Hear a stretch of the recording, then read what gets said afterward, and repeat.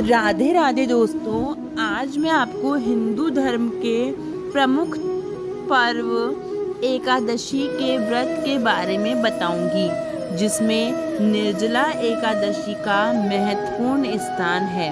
हिंदू धर्म में एकादशी की तिथि को बहुत महत्वपूर्ण माना जाता है।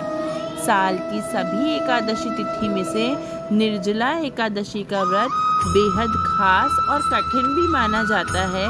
ऐसे में आइए जानते हैं निर्जला एकादशी का व्रत कब और कैसे किया जाए।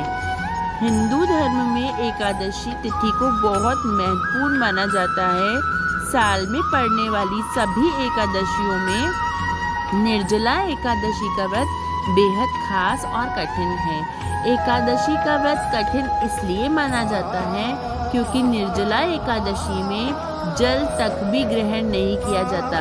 जी हाँ दोस्तों, और सभी एकादशी में आप जल ग्रहण कर सकते हैं, आप सागार कर सकते हैं, परंतु अगर हो सके तो निर्जला एकादशी का व्रत आपको जल से करना चाहिए, जल भी ग्रहण नहीं करना चाहिए।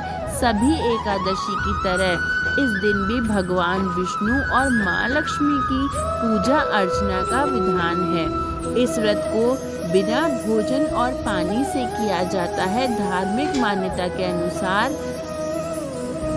जगह पालनहार विष्णु की पूजा से व्यक्ति जीवन में सुख समृद्धि प्राप्त कर सकता है, साथ ही सभी प्रकार की समस्याएं दूर होती हैं। ऐसे में आइए जानते हैं निर्जला एकादशी किस दिन है, उसकी शुभ मुहूर्त क्या है और पूजा विधि क्या है।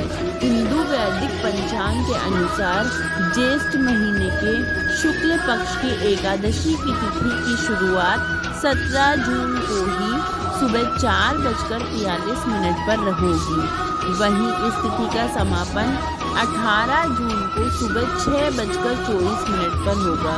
हिंदू धर्म में उदयात तिथि का खास महत्व है।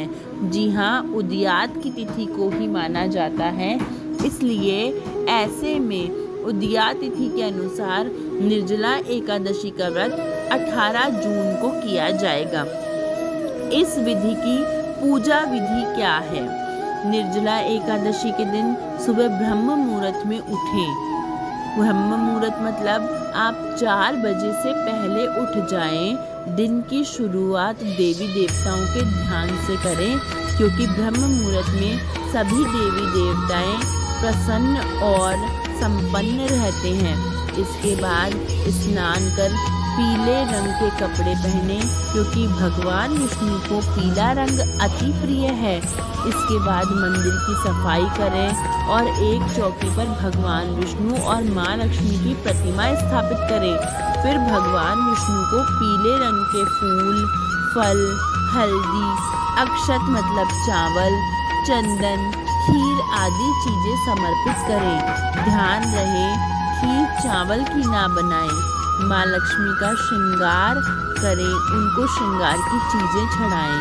इसके बाद दीपक जलाकर आरती करें और प्रभु के मंत्रों का जाप करें। विष्णु चालीसा पढ़ें, मन में प्रभु के नाम का स्मरण करें। इसके बाद एकादशी व्रत की कथा का पाठ करें। अंत में मिठाई और केले का भोग लगाएं। इस दिन अपनी श्रद्धा अनुसार गरीब लोगों में भोजन और कपड़े, धन का दान भी आप कर सकते हैं। इस दिन आप व्रत में ध्यान रखें कि जल और अन्न कुछ भी ग्रहण नहीं करना है। निर्जला एकादशी का क्या महत्व है और ये क्यों की जाती है? निर्जला एकादशी को पांडव एकादशी या भीमसेनी एकादशी भी कहा जाता है।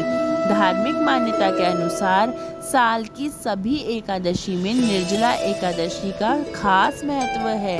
साथ ही इस एकादशी का व्रत भी सबसे कठिन माना जाता है, क्योंकि ऐसा कहा जाता है कि जो भी व्यक्ति इस व्रत को करता है उसे साल की सभी एकादशियों का व्रत रखने के बराबर फल मिलता है। शास्त्रों के अनुसार भीमसेन बिना पानी पिए भगवान की विष्णु की पूजा की थी। कहा जाता है इस दिन व्रत रखने से इंसान दीर्घायु होता है और उसे मोक्ष की प्राप्ति होती है। इस दिन आप इन मंत्रों का जाप कर सकते हैं जो कि विष्णु भगवान के मंत्र हैं। ओम विष्णवे नमः। दूसरा मंत्र है ओम हूम विष्णवे नमः। और तीसरा मंत्र जो मेरा सबसे प्रिय मंत्र है, मैं विष्णु भगवान की पूजा करते समय इसी मंत्र का जाप करती हूँ। ओम नमो भगवते वासुदेवाय। ओम नमो भगवते वासुदेवाय।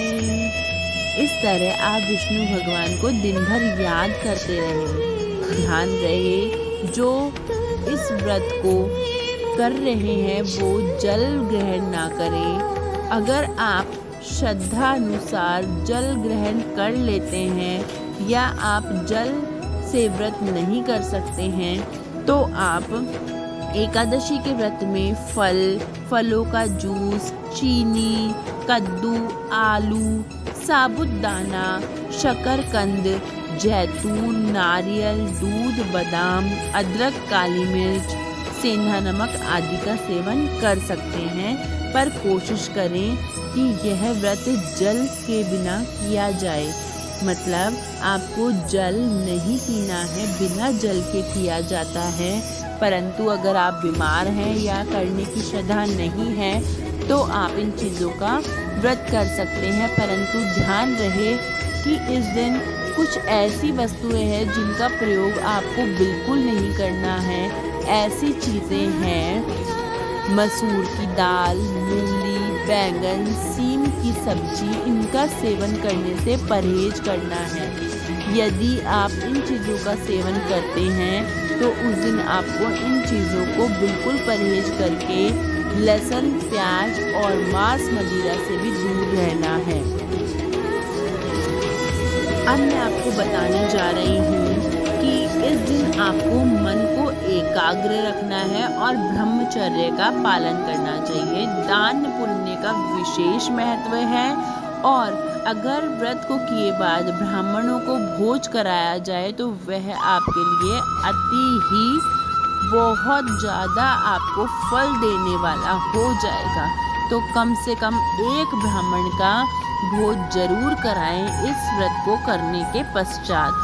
अब मैं बताने जा रही हूँ महिलाओं के लिए जो इस व्रत को करना चाहती हैं पर उनके पीरियड्स आ गए हैं या फिर वो संकल्प ले चुकी हैं पर वो कर नहीं पा रही हैं।